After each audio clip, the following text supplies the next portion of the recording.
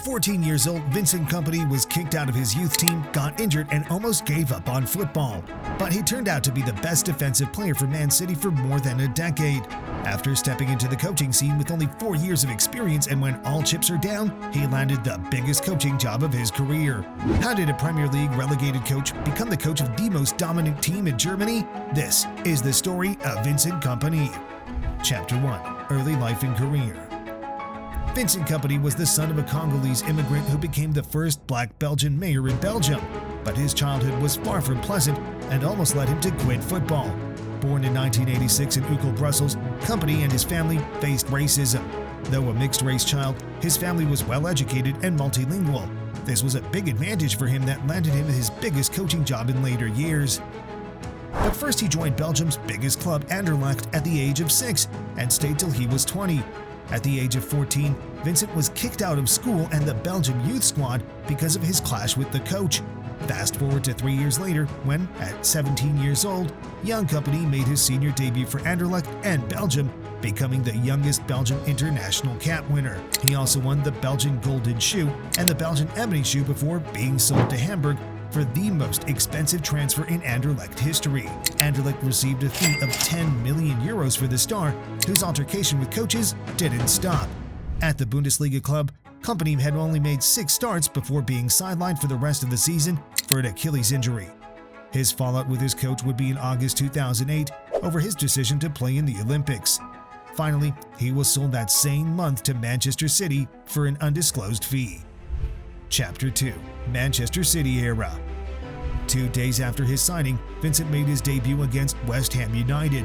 Under his first Man City coach, Mark Hughes, he primarily played as a central midfielder, but a year later, when Roberto Mancini joined the club, he returned to center half, a position that he was made for. Vincent became one of the best defenders in the history of the Premier League. The 6'4" giant was applauded for his intelligence and physical presence at the back. His excellent aerial ability is also well noted, having won 481 aerial battles and had 587 head clearances in 265 Premier League games. The Belgian international was also a very good tackler, making 549 tackles and a 75% tackle rate in his Premier League reign. He was truly a menace to deal with in defense. After switching to the number 4 jersey in 2011, Beast Mode was activated. Vincent was pivotal in City winning their first major trophy in 35 years. They had won the 2011 FA Cup against Stoke City. That season, he played 50 times, which was the most he would ever play in his career. Now, his finesse as a center half was becoming known, earning him a place in the PFA Team of the Year and also becoming Man City's Player of the Season.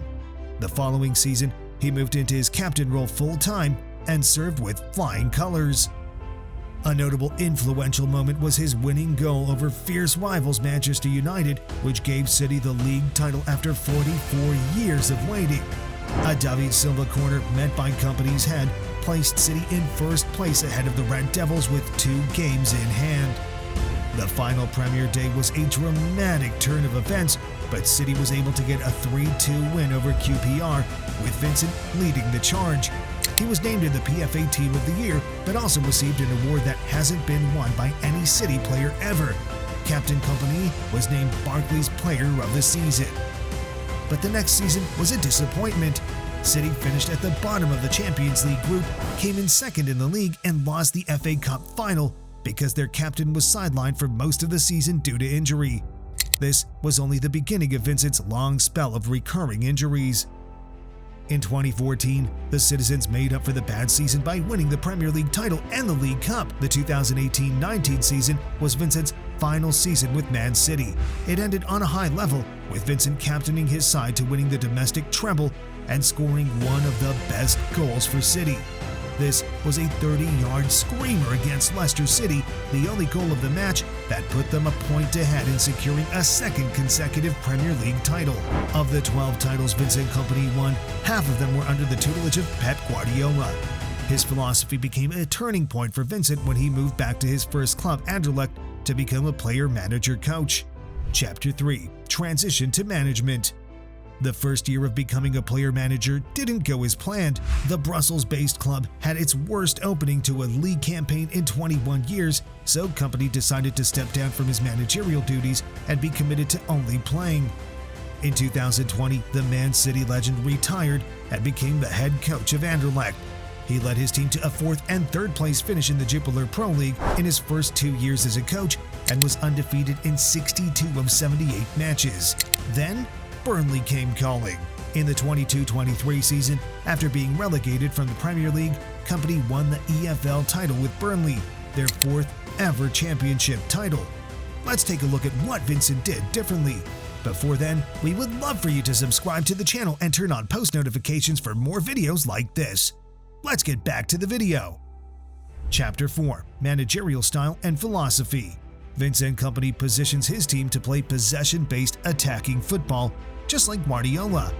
After first transforming Anderlecht to 3rd highest average possession in the league, he did the same with Burnley, who held the lowest average possession of any side in the Premier League before getting relegated.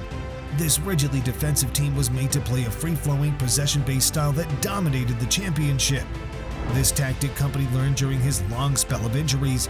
He has seen how successfully Guardiola and former assistant manager Arteta deployed these systems and strategies. The back four that changes to a back three in possession while the fullback slides into the midfield has become a staple in Kompany's formation.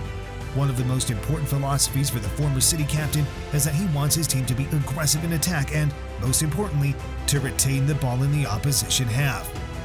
This change of style for the Turf Moors took a lot of meticulous planning and late nights at the training ground, but it paid off.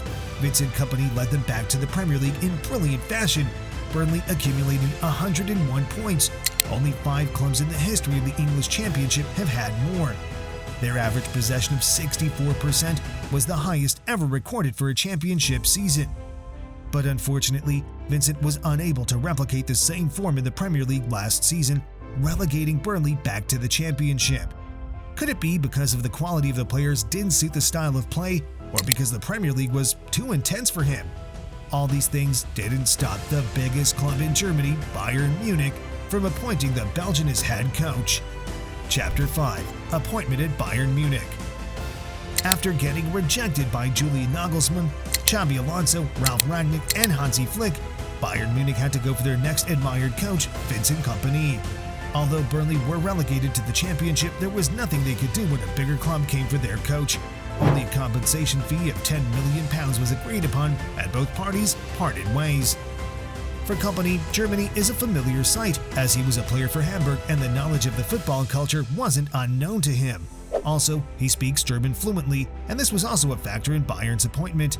They wanted a rapport between the local media, the coaching staff, and the players.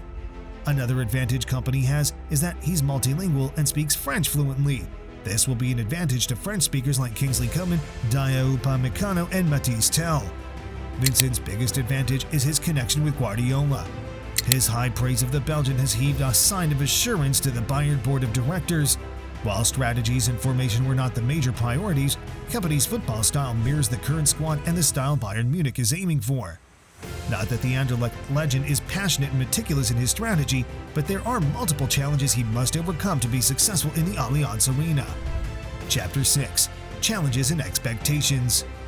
There's no denying that this is a big gamble for Bayern given how Burnley performed last season. A notable accusation made about Kompany was his inexperience in adapting his style of play quickly. Seeing that they only won 5 games and finished 19th in the Premier League table, it took until the last 10 games before Burnley had a better match outcome. Thanks to Kompany's tweaking from a single pivot to a double pivot, it was too late to take them out of relegation. So, even though he will have a team with far more technical superiority than Burnley, Vincent may not be flexible enough to adapt to challenges faster and at a much higher level. Another challenge is that he would not have the same power he had in Turf Moor. In Burnley, his reputation preceded him, and he had the unanimous support of the board to orchestrate his style of play and do as he desired. But at Zaberstrasse, he is only a fraction of a vast German machine. With Karl-Heinz Rummenigge, the longtime chairman of the club, and Max Eberly, the board director for sport, there is a lot of structure and organization that Vincent may not be used to. Another issue is the big player factor that the current Bayern squad has. Players like Manuel Neuer, Thomas Müller have played against Kompany in the Champions League, and he has also played against Harry Kane, Eric Dyer, and with Leroy Sané in the Premier League. So, to be able to command the respect of these big players is something to watch out for. Even Thomas Tuchel lost the dressing room, so it will be impressive to see if Vincent can translate his leadership skills from when he was captain to now that he's a manager. It is well known that Vincent Kompany was not the first, nor was he the third choice for the job. Only time will tell if the gamble pays off. It's noteworthy to remember that Kompany has always been an early starter, starting his club career at 17 years old and starting his coaching career at 34. The big Belgian has a long coaching career ahead of him. It's only a matter of time before he cements his name. Do you think he gets the job done in Germany with the likes of Bayer Leverkusen, Stuttgart, and Dortmund on the chase? Share your thoughts in the comments section. If you love this video, check out this next video. You'll be glad you did.